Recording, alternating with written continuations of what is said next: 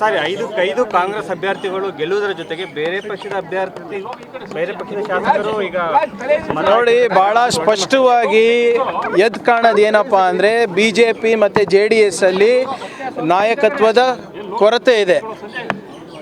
BJP ಅವರಿಗೆ ಮತ್ತು JDS ಅವರಿಗೆ ಅವರ ನಾಯಕತ್ವದಲ್ಲಿ ನಂಬಿಕೆ ಇಲ್ಲ.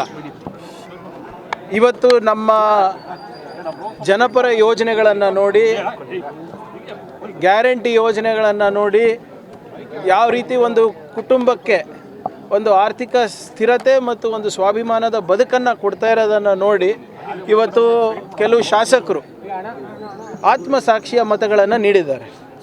ಇದು ನಮಗೆ ಕೇಳೋದಕ್ಕಿಂತ ಹೆಚ್ಚಾಗಿ BJP ಮತ್ತು JDS ಅವರಿಗೆ ಕೇಳಬೇಕಾಗ್ತದೆ. ಯಾವ ಪಕ್ಷಗಳು ನಮ್ಮ ಬಗ್ಗೆ ದಿನಾ ಟೀಕೆ ಮಾಡ್ತಾಯಿದ್ರು, ಇವತ್ತು 11 ಮತಗಳು ನಮಗೆ ಬಿದ್ದಿದೆ ಅಂದರೆ ಇದಕ್ಕೆ ಉತ್ತರ ನಾವು ಕೊಡಬೇಕಾ, ಅವ್ರು ಕೊಡಬೇಕಾ? ಭಾಳ ಸ್ಪಷ್ಟವಾಗಿ ವಿರೋಧ ಪಕ್ಷದ ನಾಯಕರಾದಂಥ ಅಶೋಕ್ ಅವರ BJP ಪಕ್ಷದ ರಾಜ್ಯಾಧ್ಯಕ್ಷರಾದ ವಿಜೇಂದ್ರ ಅವರ ನಾಯಕತ್ವವನ್ನು ಸ್ವತಃ BJP ಅವರು ತಿರಸ್ಕಾರ ಮಾಡಿದ್ದಾರೆ. ಮತ್ತು ಎರಡೂ ಪಕ್ಷದ ಮೈತ್ರಿ ಏನಿದೆ ಅದನ್ನು ಕೂಡ ತಿರಸ್ಕಾರ ಇವತ್ತು JDS ಹಾಗೂ BJP ಶಾಸಕರು ಮಾಡಿದ್ದಾರೆ. ಎರಡಲ್ಲ, ಬರೋಬ್ಬರಿ 11 ಮತಗಳು ಆತ್ಮಸಾಕ್ಷಿಯ ಮತಗಳು.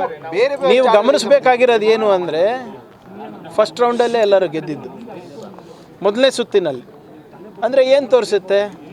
It is an outright rejection of the leadership of mister Ashok, mister Vijendra and mister Kumaraswamy. Karnataka counter ಆಯ್ತು ಅಂದರೆ BJP ಬೇರೆ ರಾಜ್ಯಗಳಲ್ಲಿ ಹಿಂಗೆ ಬೇರೆ ಪಕ್ಷದ ಶಾಸಕರಿರ್ಬೋದು ಬೇರೆಯವ್ರನ್ನ ಸೆಳೀತಾ ಇದ್ರು. ಇಲ್ಲಿ ಕರ್ನಾಟಕದಲ್ಲಿ ನೋಡಿ, ನಾವು ಯಾರಿಗೂ ಸೆಳೆದಿಲ್ಲ, ಏನಿಲ್ಲ.